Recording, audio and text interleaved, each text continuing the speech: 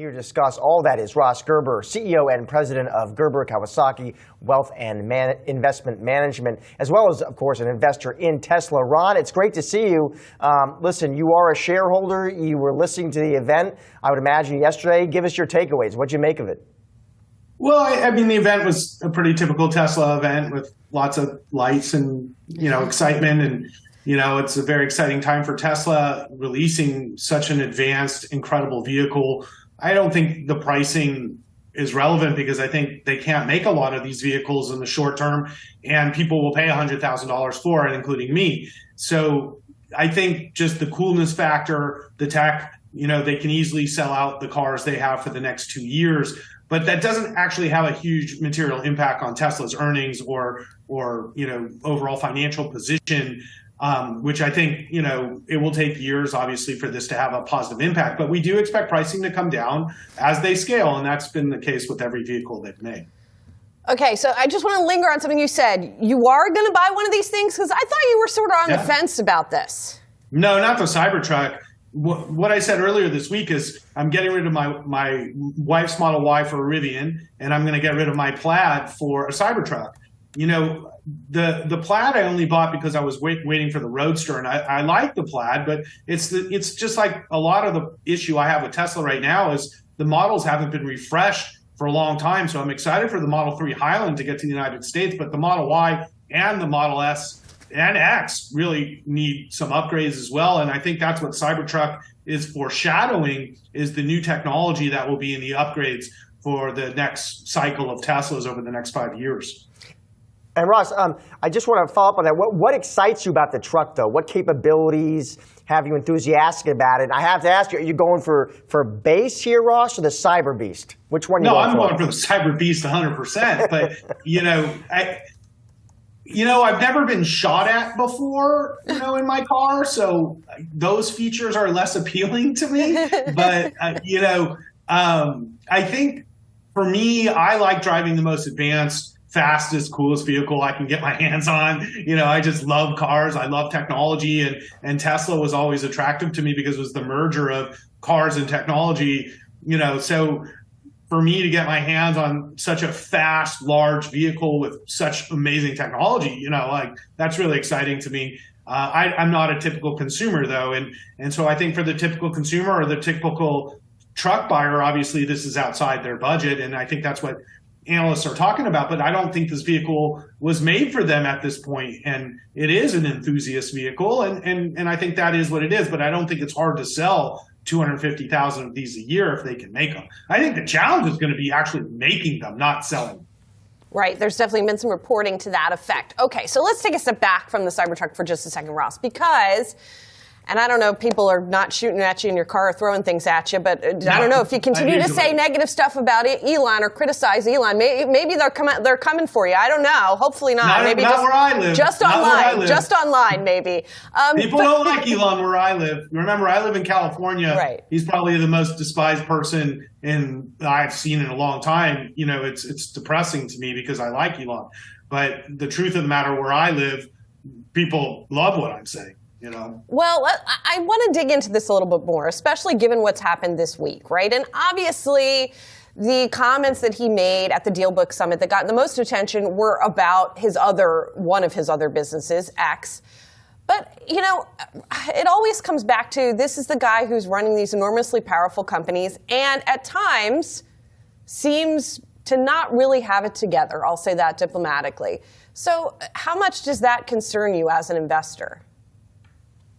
Well, there's two things that concern me in this part of this discussion. First is we spent a lot of time this week talking about what he said in DealBook instead of Cybertruck, and it took a lot away from the Tesla event. I'm sorry. It's sad to me that everybody's talking about him cursing out advertisers versus the Cybertruck, which is really the story. It's an incredible piece of technology. So in a way, it's like sad to me.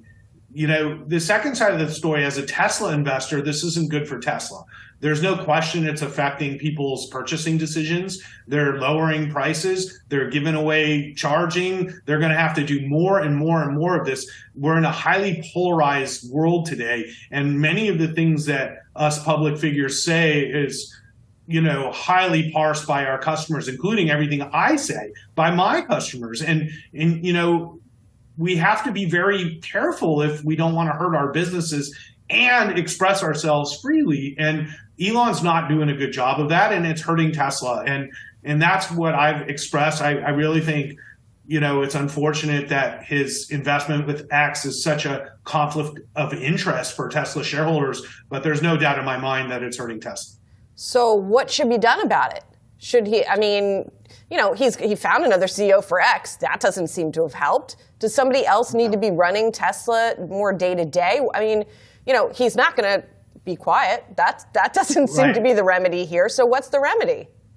Well, Tesla, Elon's not a collaborator, so he's not going to have, some sort of COO, CEO partnership, like, for example, I do with my partner, or many companies have.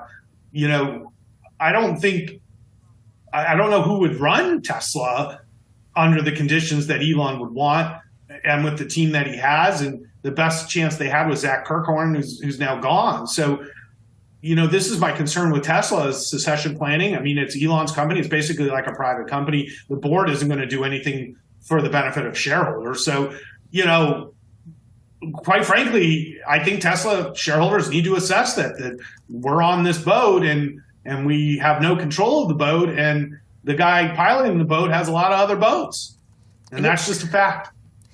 It is just a fact. Now, as of the last filing that I saw, Ross, you guys still had almost, 400,000 shares, something like that? You guys are shareholders. Are you considering trimming it all because of all of this?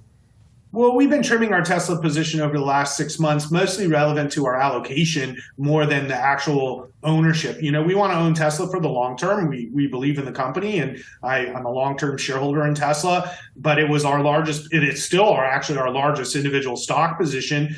It represents a huge amount of assets for many of my clients, and many of which are older too, so, and we've made 100 times our money on Tesla. This is unheard of in the investment world, like making 100 times your money. So for us, it just makes sense to take profits over time for clients relative to their individual situation. But as a whole, as a firm, Tesla's a top 5 position at our firm and in my ETF GK. I think it's one of the most innovative technology companies in the world, and it's working on some of the most important technologies for what we invest in climate. And so Tesla's going to remain a top holding in our fund, either way. And, I'm a supporter of, the mission of Tesla.